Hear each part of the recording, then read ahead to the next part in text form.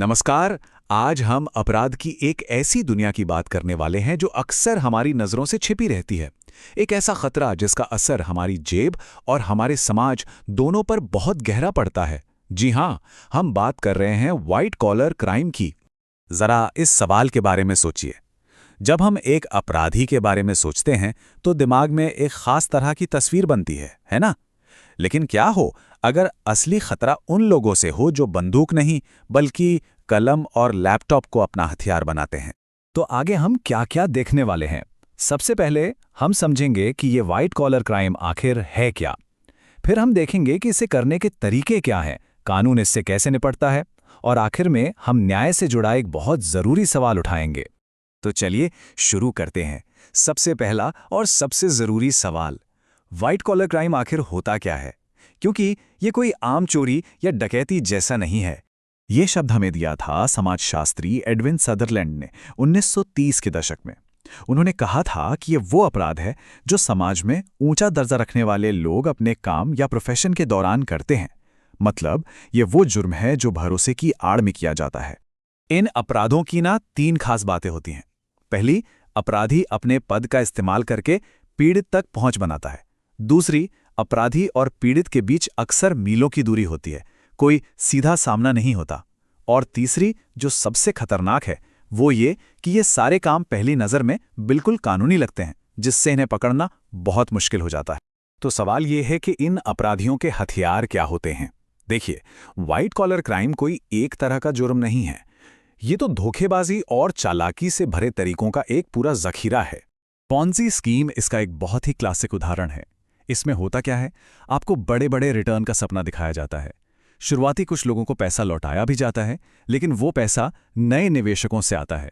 और फिर एक दिन जब नए निवेशक आने बंद हो जाते हैं तो ये पूरा का पूरा ढांचा ताश के पत्तों की तरह ढह जाता है। यहां एक बहुत जरूरी फर्क समझना होगा, टैक्स अवॉइडेंस और टैक्स इवेजन के बीच। टैक्स अवॉइडेंस में कानून की कमियों का फायदा उठाया जाता है, जो तकनीकी रूप से गलत नहीं है। लेकिन टैक्स इवेजन यानी टैक्स की चोरी में जानबूझकर झूठ बोला जाता है, आय छिपाई जाती है, जो कि एक सीधा सीधा अपराध है।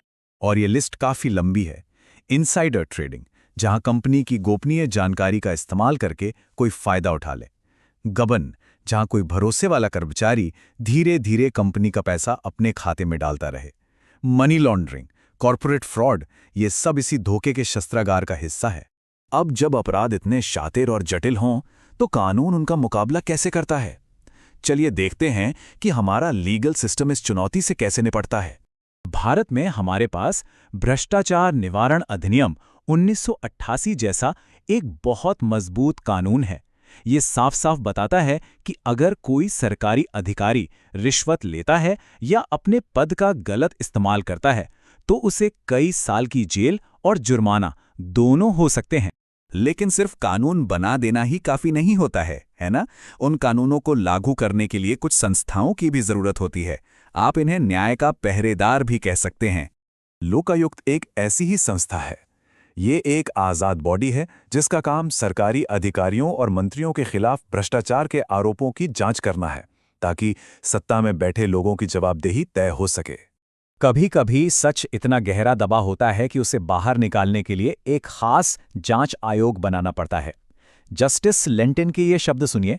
उन्होंने भ्रष्टाचार की जांच को झूठ और छल के गंदे पानी में घुसकर सच्चाई को बचाने जैसा बताया था। और लेंटिन आयोग की जांच में जो सामने आया वो वाकई चौंकाने वाला था। रिपोर्ट ने खुलासा किया कि कैसे मंत्रियों ने अपनी शक्ति का दुरुपयोग किया, कैसे दवा कंपनियों और अधिकारियों के बीच एक खतरनाक गठजोड़ था, और कैसे एफडीए जैसी रेगुलेटरी संस्थाएं अपना काम करने में पूरी तरह नाकाम रहीं। और ये समस्या सिर्फ राजनीति या बड़ी कंपनियों तक ही सीमित नहीं है। ये उन सभी पेशों में घुस सकती है जहां भरोसे और अधिकार का गलत इस्तेमाल किया जा सकता है। इसे ऑफिशियल डीविएंस कहा जाता है। मतलब जब ऊंचे पदों पर बैठे लोग सिस्टम को अपने निजी फायदे के लिए मोड़ने लगते हैं। ये भरोसे को तोड़ने का सबसे खराब तरीका है, क्योंकि वो उसी सिस्टम को कमजोर कर रहे होते हैं जिसकी रक्षा की जिम्मेदारी उनकी है। इसका एक और उदाहरण हमें मेडिकल की दुनिया में भी देखने को मिलता है।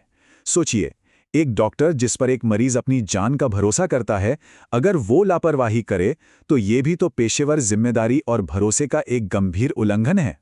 और ये सारी बातें हमें एक बहुत ही गहरे और बुनियादी सवाल पे ले आती हैं। क्या हमारा न्याय का पैमाना इन जटिल व्हाइट कॉलर अपराधों से निपटने के लिए वाकई तैयार है? हमारे कानून का एक सुनहरा नियम है कि हर आरोपी तब तक निर्दोष है जब तक कि उसका गुनाह साबित ना हो जाए। ये हर किसी का एक बुनियादी अधिकार है। लेकिन सोचिए, ये सिद्धांत उन मामलों में कैसे काम करता है जहां अपराध हजारों पन्नों के दस्तावेजों और डिजिटल फाइलों के नीचे छिपा हो, जहां सबूत इकट्ठा करना ही अपने आप में एक बहुत बड़ी चुनौती हो? क्या वहां ये सिद्धांत न्याय के आड़े आ सकता है? और आखिर में हम इसी सवाल के साथ आपको छोड़ जाते हैं। आज की इस कॉम्प्लेक्स दुनिया में हम न्याय को कैसे संतुलित करें? हम ये कैसे पक्का करें कि हर किसी के अधिकारों की रक्षा हो, लेकिन साथ ही कोई भी ताकतवर अपराधी कानून के शिकंजे से सिर्फ इसलिए ना बच जाए क्योंकि उसका अपराध दिखाई नहीं देता?